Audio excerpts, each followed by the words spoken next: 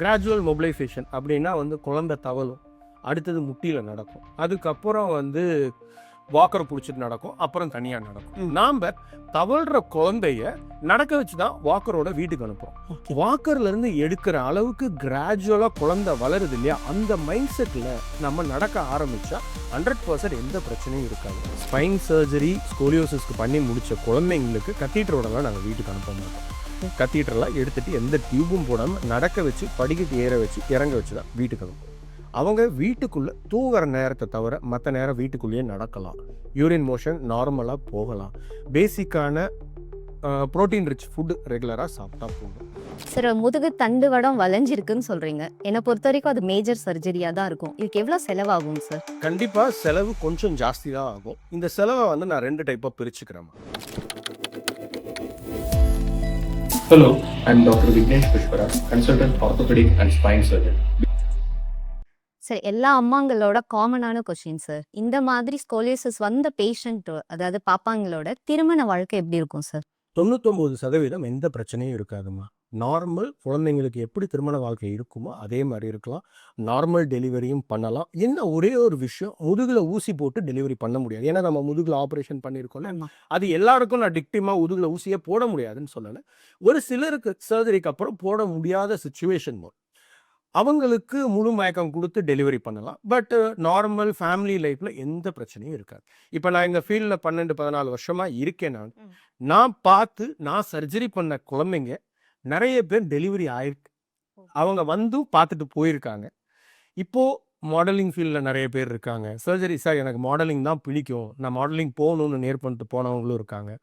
Sir எனக்கு ஸ்கூலுக்கு போய் படித்து பெரிய ஆள் ஆகணும்னு படித்து பெரிய ஆள் ஆனவங்களும் இருக்காங்க. இதெல்லாம் நான் முன்னாடி வரும்போது எனக்கு சொல்லிக் கொடுத்த சீனியர்ஸ் ஒன்றும் பிரச்சனை இல்லைன்னு சொல்லுவாங்க. நான் தியரியாக அப்போ பேசிக்கிட்டு இருந்தேன். இப்போ நான் பார்க்கறதுனால என்னால் கான்ஃபிடென்ட்டாக சொல்ல முடியும், பிரச்சனை கிடையாது. ஓகே. சரி, இப்போ ஒரு 13 வயசு பொண்ணுக்கு ஃபுல்லாகவே ஸ்கோலியோசிஸ் ஆயிருக்கு, ஃபுல்லாக வளைஞ்சிருக்கு. அதை நீங்கள் கண்டிப்பாக அந்த ஒரு சர்ஜரியில் சரி பண்ணிடுவீங்களா, நேராக்கிடுவீங்களா? திரும்பி உன் மனசுல பத்தி நான் சொன்னது பதியில நேர் ஆக்குறது இங்க நம்மளோட டார்கெட் கிடையாது, ஓகே. அழகு கிடையாது. அது இதை விட மோசமாக கூடாது, அதுதான் ஃபர்ஸ்ட் டார்கெட். ஓகே. நேர் ஆகிறது நம்மளுக்கு அடிஷ்னல் பெனிஃபிட். நேர் ஆயிடுச்சுன்னா சந்தோஷம், புரியுதா இல்லையா? ஆனா நேர் ஆகணும், அழகுக்காக தான் நான் சர்ஜரி பண்றேன் அப்படின்னு தயவு செஞ்சு சொல்லாதீங்க. இப்ப 13 வயசுல வளைய ஆரம்பிச்ச ஒரு பாப்பாவை 21 வயசுல கூப்பிட்டு வந்து சர்ஜரி பண்றாங்க. நான் நேர் ஆக்கிட முடியும். நேராக்கி கால்வர் தானே என்ன பண்ணுவேன். நம்மளுக்கு நடை உடை முக்கியம். எவ்வளோ மேக்சிமம் நேர் பண்ண முடியுமோ, நரம்பு டேமேஜ் ஆகாமல் நேர் பண்ணி கொடுக்கறதா எங்களோட கடமை.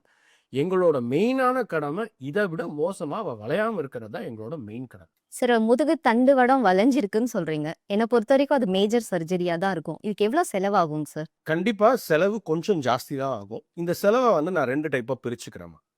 நாங்கள் முதுகு தண்டில் போல்ட் நட் போட்டு தான் இதை நேர் பண்ண வேண்டியிருக்கும். போல்ட் நட் 2 வகைப்படும். இந்தியாவில் செய்கிற போல்ட் நட், வெளிநாட்டில் செய்கிற bolt nut. BMW car, Maruti car, இதுதான் எக்ஸாம்பிள். எப்படி மாருதி கார் ஒரு எக்ஸ் அமௌண்ட் ஆகுதோ, BMW கார் XXX அமௌண்ட் ஆகும். இது ஒரு காஸ்ட். அடுத்தது சர்ஜரி காஸ்ட் 2 இடத்துலையுமே ஒன்று தான். எங்களோட சர்ஜரியை டிசைட் பண்ணக்கூடியது அவங்க செலக்ட் பண்ணுற போல்ட் நட் தான். சரி சார், மாருதிக்கும் BMWக்கும் டிஃப்ரென்ஸ் இருக்கா அப்படின்னு கேட்டால், yes, surgical safety there is a mild difference.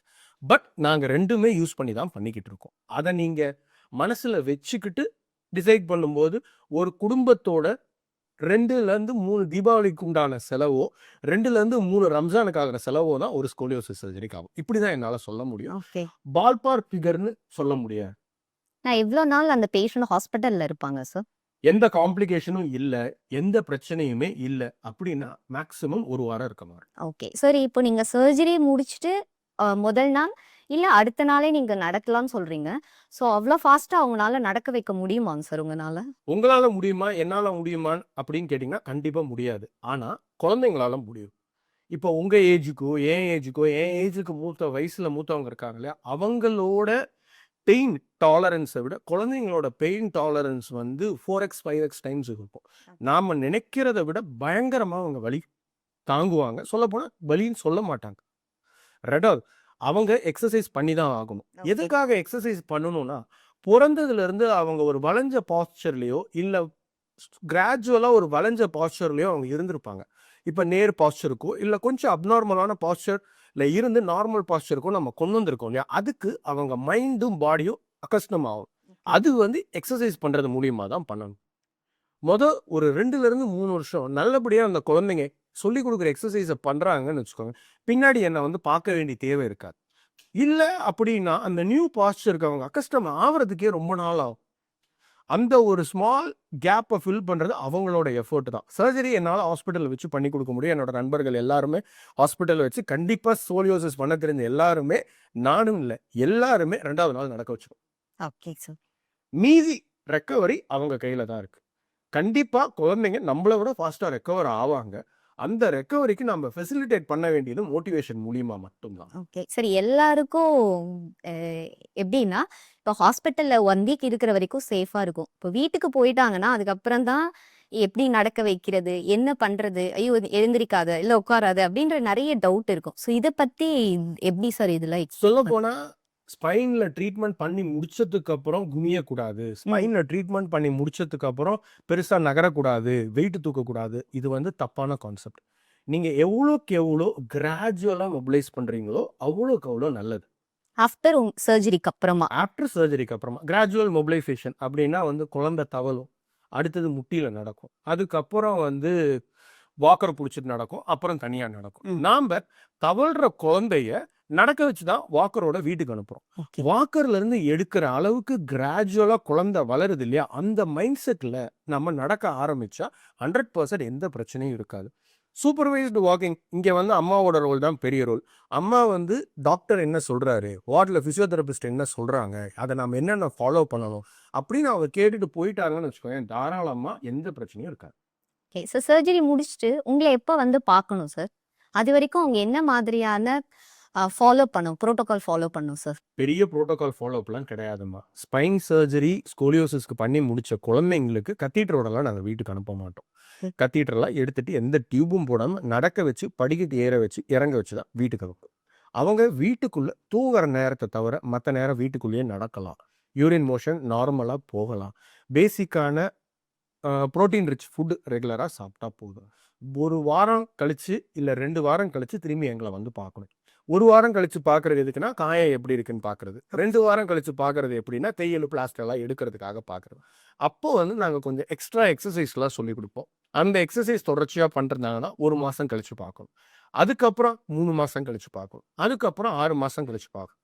அதுக்கப்புறம் அடுத்த 5 வருஷத்துக்கு ஒரு தடவை பார்க்கணும். இந்த ஒரு டைமிங்ல அவங்க என்ன பார்த்துட்டா இப்போ போதும். நீங்க டைமிங் சொன்னீங்கல்ல, இப்போ இந்த 6 மந்த் இந்த 1 இயர் வரைக்குமே ரீஹாப் பண்ணி ஆகணுமா? தட் இஸ் எக்ஸர்சைஸ் பண்ணணுமா அந்த குழந்தைங்க? அம்மா ரீஹாப் அப்படின்றது கொஞ்சம் சொஃபஸ்டிகேட்டட் வேர்டு அது. ஓகே. பட் நம்ம ஊருக்கு புரிஞ்ச மாதிரி சொல்லணும்னா அவங்க நல்லா இருக்கிறதுக்கு அவங்க கொஞ்சோண்டு எக்ஸசைஸ் பண்ணா போதும். ஏன்னா ரீஹாப் அப்படின்னு சொல்லிட்டீங்கன்னாவே பயம் வந்துடுது மக்களுக்கு. எப்படி பயம் வருதுன்னா, தனியாக நான் ஃபிசியோதெரபிஸ்ட் தினமும் காசு கொடுக்கணுமோ, அவர் தினமும் எங்கள் ஊருக்கு வருவாரா, எங்கள் ஊரில் ஃபிசியோதெரபிஸ்ட் இல்லை, எங்கள் வீட்டுக்கு பக்கத்தில் ஃபிசியோதெரபிஸ்ட் இல்லை, தேவையில்லை. ஃபிசியோதெரபிஸ்ட் கிட்ட எக்ஸசைஸ் கற்றுக்கிட்டு அந்த எக்ஸசைஸை வீட்டில் நீங்கள் பண்ணீங்கன்னாவே போதும்.